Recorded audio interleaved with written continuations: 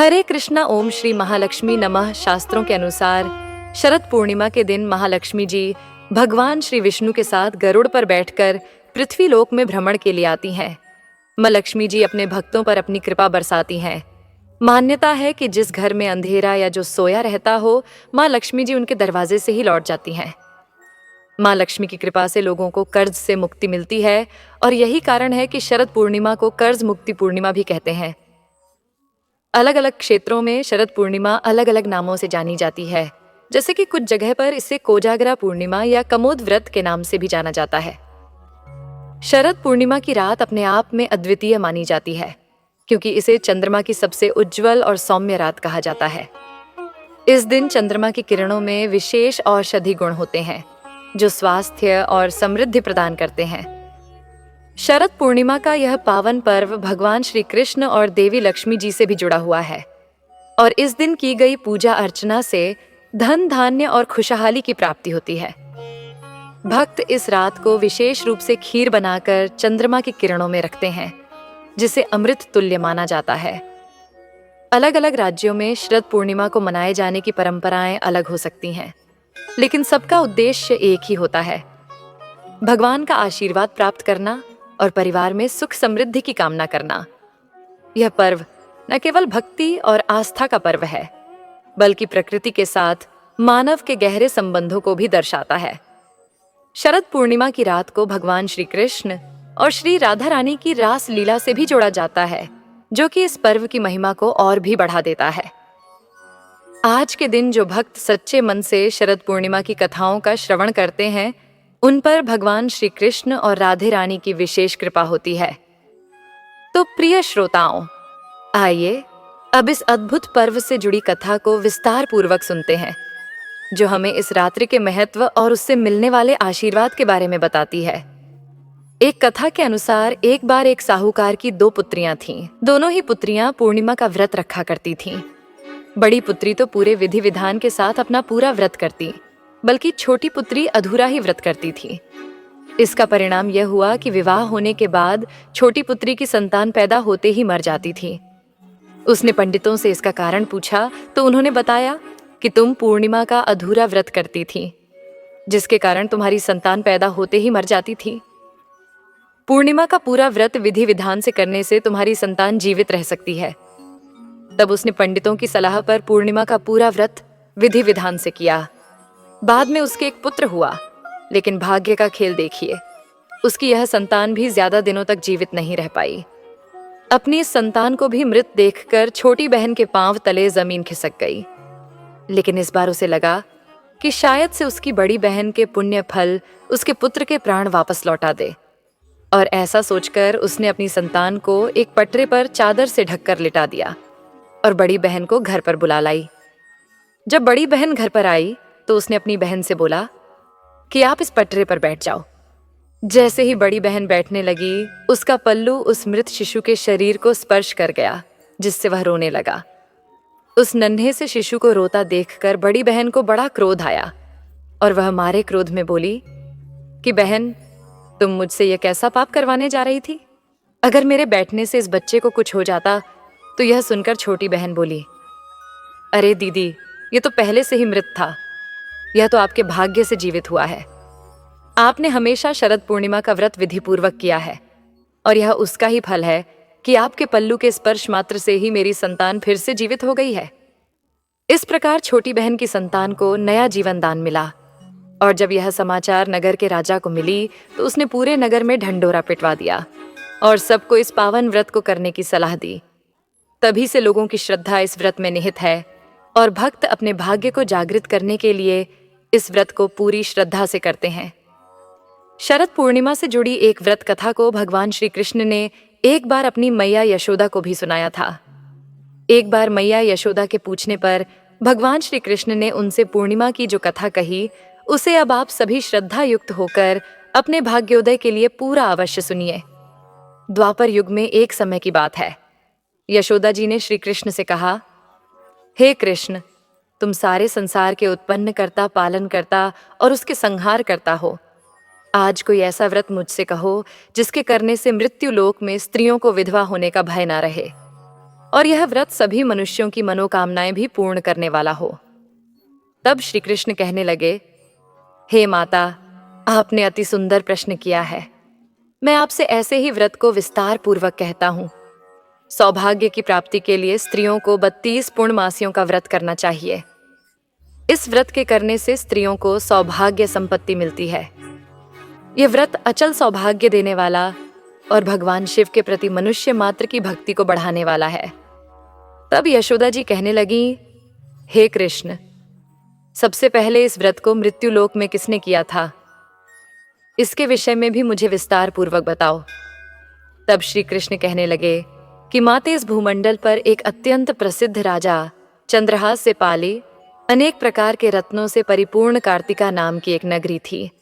वहां पर धनेश्वर नाम का एक ब्राह्मण था और उसकी पत्नी अति सुशीला रूपवती थी। दोनों ही उस नगरी में बड़े प्रेम से रहते थे। घर में धन धान आदि की कोई कमी नहीं थी, लेकिन उन्हें एक बड़ा दुख था कि उनकी कोई संतान नहीं थी। इस दुख से वह अत्यंत दुखी रहा करते थे। एक समय एक बड़ा तपस्वी योगी उस नगरी में आया। वह योगी उस ब्राह्मण के घर को छोड़कर अन्य सभी घरों से भिक्षा लाकर भोजन किया करता था। एक दिन वह योगी रूपवती से भिक्षा ना लेकर किसी दूसरे घर से भिक्षा लेकर गंगा किनारे जाकर भिक्षा में मिले। अन्न को प्रेम पूर्वक खा रहा था कि धनेश्वर ने योगी का यह सब कार्य किसी प्रकार से देख लिया। अपनी भिक्षा के अनादर से दुखी होकर धनेश्वर योगी से बोला, महात्मा, आप सभी घरों से भिक्षा लेते हैं, किंतु मेरे घर की भिक्षा कभी नहीं लेते।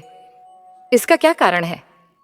तब योगी ने कहा कि निसंतान के घर की भीख पतितों के अन्न के समान होती है, और जो पतितों का अन्न खाता है वह भी पतित हो जाता है।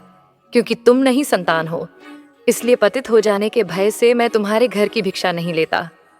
धनेश्वर यह बात सुनकर अपने मन में बहुत दुखी हुआ और हाथ जोड़कर योगी के पैरों में गिर पड़ा और विनीत स्वर से कहने लगा, हे महात्मा, अगर ऐसा है तो आप ही मुझे पुत्र प्राप्ति का कोई उपाय बताइए। आप तो सब कुछ जानने वाले हैं, मुझ पर यह अवश्य ही कृपा कीजिए। धन की मेरे घर में कोई कमी नहीं, किंतु कोई पुत्र न होने के कारण मैं अत्यंत दुखी हूं। आप मेरे इस दुख को दूर करें। यह सुनकर योगी कहने लगे, हे ब्राह्मण, तुम देवी चंडी की आराधना करो। फिर घर आकर उसने अपनी पत्नी से सारा वृतांत कहा और खुद तपस्या करने के लिए वन में चला गया। वन में जाकर उसने देवी चंडी की उपासना की और उपवास किया। चंडी देवी ने सवे दिन उसको स्वप्न में दर्शन दिए और कहा, हे धनेश्वर, जा, तेरे पुत्र होगा, परंतु वह 16 वर्ष की आयु में ही मृत्यु को प्राप्त हो जाएगा। अगर तुम दोनों पति पत्नी 32 पूर्ण मासियों का व्रत विधि पूर्वक करोगे तो वह दीर्घ ही होगा, जितनी तुम्हारी सामर्थ्य हो। आटे के उतने दी बनाकर शिवजी का पूजन करना, किंतु पूर्णमासी को 32 की संख्या पूरी हो जानी चाहिए। प्रातः काल होने पर इस स्थान के पास ही तुम्हें आम का एक वृक्ष दिखाई देगा। उस पर चढ़कर तुम एक फल तोड़कर जल्दी अपने घर चले जाना और अपनी पत्नी से सारा वृतांत कहना। ऋतु स्नान के बाद वह स्वच्छ होकर श्री शंकर जी का ध्यान करके उस फल को खा लेगी। तब शंकर भगवान की कृपा से उसको गर्भ ठहर जाएगा। जब वह ब्राह्मण प्रातःकाल उठा तो उसने उस स्थान के पास ही आम का एक वृक्ष देखा, जिस पर अत्यंत सुंदर आम का एक फल लगा हुआ था। ब्राह्मण ने उस आम के वृक्ष पर चढ़कर फल को तोड़ने का प्रयास किया, किंतु वृक्ष पर कई बार प्रयास करने पर भी वह नहीं चढ़ पाया। अब तो ब्राह्मण को बड़ी चिंता हुई। तब वह विघ्न विनाशक श्री गणेश जी की वंदना करने लगा कि हे दयानिधे, अपने भक्तों के विघ्नों का नाश करके उनके मंगल कार्य को करने वाले, दुष्टों का नाश करने वाले, रिद्धि सिद्धि के देने वाले, आप मुझ पर कृपा करें। प्रभु, मुझे इतना बल दे कि मैं अपने मनोरथ को पूर्ण कर सकूं। इस प्रकार सच्चे मन से गणेश भगवान की प्रार्थना करने पर वह भगवान की कृपा से वृक्ष पर चढ़ गया। वृक्ष पर से फल तोड़कर उसने घर आकर अपनी पत्नी को वह फल लाकर दे दिया और उसकी पत्नी ने अपने पति के कहे अनुसार उस फल को खा लिया और वह गर्भवती हो गई। देवी चंडी की असीम कृपा से उसे एक अत्यंत सुंदर पुत्र हुआ, जिसका नाम उन्होंने देवीदास रखा। माता पिता के हर्ष और शोक के साथ वह बालक शुक्ल पक्ष के चंद्रमा की तरह अपने पिता के घर में पढ़ने लगा। देवी की कृपा से वह बालक बहुत ही सुंदर, सुशील और विद्या में बहुत निपुण हो गया। देवी की आज्ञा अनुसार उसकी माता ने 12 पूर्णमासी का व्रत रखना आरंभ कर दिया, जिससे उसका पुत्र बड़ी आयु वाला हो जाए।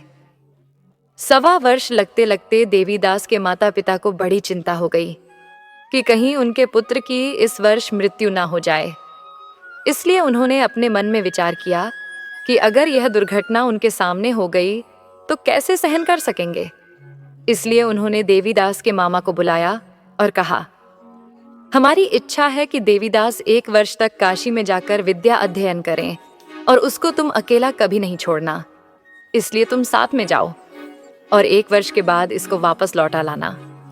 सारा प्रबंध करके उसके माता पिता ने काशी जाने के लिए देवीदास को एक घोड़े पर बिठाया और उसके मामा को उसके साथ कर दिया। किंतु बालक के अल्पायु होने की बात बालक को या उसके मामा को नहीं कही। धनेश्वर ने अपनी पत्नी के साथ मिलकर अपने पुत्र की मंगल कामना और दीर्घायु के लिए देवी भगवती की आराधना और पूर्णमासियों का व्रत आरंभ कर दिया। इस प्रकार बराबर 32 पूर्णमासी का व्रत पूरा किया। कुछ समय बीतने के बाद एक दिन वह दोनों मामा और भांजे रास्ते में रात बिताने के लिए किसी ग्राम में ठहरे हुए थे। उस दिन उस गांव में एक ब्राह्मण की अत्यंत सुंदरी, सुशीला, विदोष और गुणवती कन्या का विवाह होने वाला था। जिस धर्मशाला के अंदर वर और उसकी बारात ठहरी हुई थी, उसी धर्मशाला में देवीदास और उसके मामा भी ठहरे हुए थे। संयोगवश कन्या को तेल आदि चढ़ाकर मंडप आदि का कर्म किया गया तो लग्न के समय वर को धनुर्वात हो गया। वह हिलने डुलने और चलने में बिल्कुल असमर्थ हो गया। तब वर के पिता ने अपने परिवारजनों से परामर्श करके निश्चय किया कि यह देवीदास मेरे पुत्र जैसा ही सुंदर है, मैं इसके साथ ही लगन करा दूं और बाद में विवाह के सभी कार्य मेरे पुत्र के साथ हो जाएंगे। ऐसा सोचकर देवीदास के मामा से जाकर वह बोला कि तुम थोड़ी देर के लिए अपने भांजे को हमें दे दो, जिससे विवाह के लग्न का सारा कार्य सुचारू रूप से हो सके। तब उसका मामा कहने लगा कि जो कुछ भी मधुपर्क आदि कन्यादान के समय वर को मिले वह सब हमें दे दिया जाए तो मेरा भांजा इस बारात का दूल्हा बन जाएगा। यह बात वर के पिता ने स्वीकार कर ली और तब मामा ने अपना भांजा वर बनने को भेज दिया और उसके साथ विवाह के सभी कार्य रात में विधिपूर्वक संपन्न हो गए। पत्नी के साथ वह भोजन नहीं कर सका। दुखी मन से वह सोचने लगा कि ना जाने ये कैसी स्त्री होगी। वह एकांत में इसी सोच में पड़ा हुआ था कि उसकी आंखों में आंसू भी आ गए। तब उसकी पत्नी ने पूछा कि क्या बात है, आप इतने उदासीन और दुखी क्यों हो रहे हैं? तब उसने वो सारी बातें जो वर के पिता और उसके मामा में हुई थी वधू को बता दी। तब वह वधू कहने लगी कि यह ब्रह्म विवाह के विपरीत कैसे हो सकता है। देव, ब्राह्मण और अग्नि के सामने मैंने आपको ही अपना पति बनाया है, इसलिए आप ही मेरे पति हैं। मैं आपकी ही पत्नी रहूंगी, किसी अन्य की बिल्कुल नहीं। तब देवीदास ने कहा कि ऐसा मत करो, क्योंकि मेरी आयु बहुत थोड़ी है। मेरे मरने के बाद तुम्हारी क्या गति होगी, इस बात को अच्छी तरह सोच लो। परंतु वह वधू दृढ़ विचार वाली थी। बोली कि जो आपकी गति होगी वही मेरी भी होगी। हे स्वामी, आप उठिए और भोजन कीजिए, आप निश्चय ही भूखे होंगे। तब देवीदास और उसकी पत्नी ने मिलकर भोजन किया और रात में वे सो गए।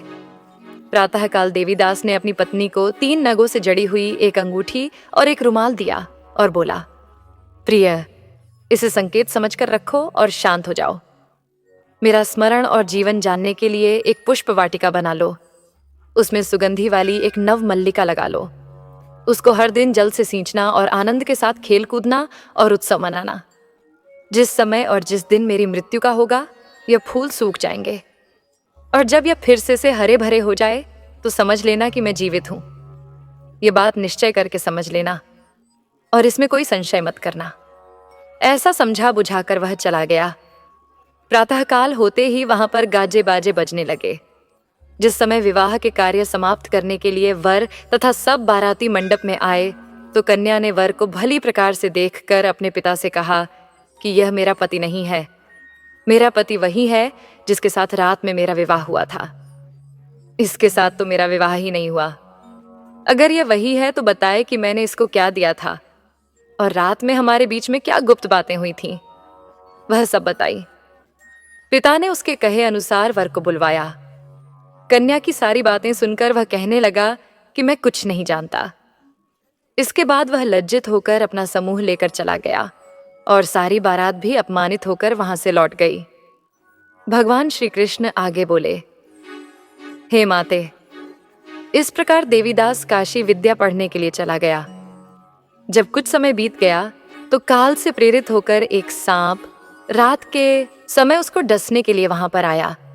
उस विषधर के प्रभाव से उसके बिस्तर के चारों ओर से विष की ज्वाला से वह बिस्तर विषैला हो गया, परंतु व्रतराज के प्रभाव से उसको वह सांप काट नहीं पाया, क्योंकि पहले ही उसकी मां ने 32 पूर्णमासी का व्रत कर रखा था। इसके बाद मध्याह्न के समय स्वयं काल वहां पर आया और उसके शरीर से उसके प्राणों को निकालने का प्रयास करने लगा, जिससे वह मूर्छित होकर धरती पर गिर पड़ा। भगवान की कृपा से उसी समय देवी पार्वती जी के साथ श्री शंकर जी वहां वेब पर आ गए। उसको मूर्छित दशा में देखकर देवी पार्वती ने भगवान से प्रार्थना की, हे प्रभु, इस बालक की माता ने पहले पूर्णमासी का व्रत किया था, जिसके प्रभाव से हे भगवान, अब आप इसको प्राण दंड दे दीजिए। देवी के कहने पर भक्त वत्सल भगवान ने उस बालक को प्राण दंड दे दिया।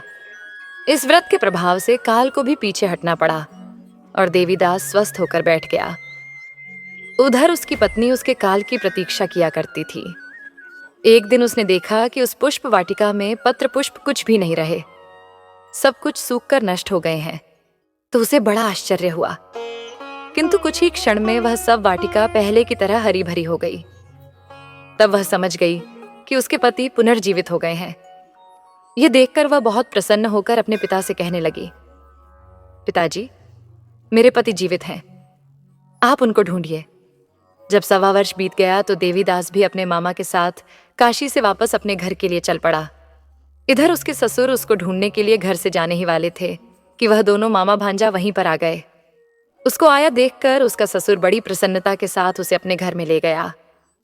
उस समय नगर के निवासी भी वहां इकट्ठा हो गए और फिर सबने निश्चय किया कि अवश्य ही इस बालक के साथ इसी कन्या का विवाह हुआ था। उस बालक को जब कन्या ने देखा तो पहचान लिया और कहा कि यह तो वही है जो संकेत करके गए थे। फिर सब कहने लगे कि भला हुआ जो यह आ गया, और तब सब नगरवासियों ने खूब आनंद मनाया। कुछ दिन के बाद देवीदास अपनी पत्नी और अपने मामा के साथ अपने ससुर के घर से बहुत सारा उपहार लेकर अपने घर की ओर चल पड़ा। जब वह अपने नगर के निकट गया तो कई लोगों ने उसे देखकर उसके माता पिता को पहले ही जाकर सूचना दे दी कि तुम्हारा पुत्र देवीदास अपनी पत्नी और मामा के साथ आ रहा है। ऐसा सुनकर पहले तो उन्हें विश्वास ही नहीं हुआ, किंतु जब और लोगों ने भी आकर उनकी बात का समर्थन किया तब उन्हें बड़ा आश्चर्य हुआ। इतने में ही देवीदास भी अपने घर पहुंच गया और देवीदास ने अपने माता पिता के चरणों में सिर रखकर प्रणाम किया और उसकी पत्नी ने भी अपने सास ससुर के चरणों को स्पर्श किया। तो माता पिता ने अपने पुत्र और पुत्र वधू को अपने हृदय से लगा लिया और सबकी आंखों से प्रेम के आंसू बहने लगे। अपने पुत्र और पुत्र वधू के आने की खुशी में धनेश्वर ने बड़ा भारी उत्सव किया और ब्राह्मणों को भी बहुत जिदान दक्षिणा देकर प्रसन्न किया। भगवान श्री कृष्ण कहने लगे, माथे इस प्रकार धनेश्वर पूर्ण मासियों के व्रत के प्रभाव से पुत्रवान हो गया। जो भी स्त्रियां इस व्रत को करती हैं वे जन्म जन्मांतर में भी वैधव्य का दुख नहीं भगती और सदैव सौभाग्यवती रहती है। यह मेरा वचन है, इसमें कोई संदेह नहीं। यह व्रत पुत्र पत्रों को देने वाला तथा संपूर्ण मनोकामना को पूर्ण करने वाला है। 32 पूर्ण मासियों के व्रत करने से वृत्ति की सारी इच्छाएं भगवान की कृपा से पूर्ण हो जाती हैं। कथा समाप्त। प्रेम से बोलिए श्री कृष्ण भगवान की जय। जय माँ लक्ष्मी जी की जय। यह थी आज की वीडियो। उम्मीद है आपको पसंद आई होगी। कमेंट बॉक्स में जय माँ लक्ष्मी अवश्य लिखें और चैनल को सब्सक्राइब करें।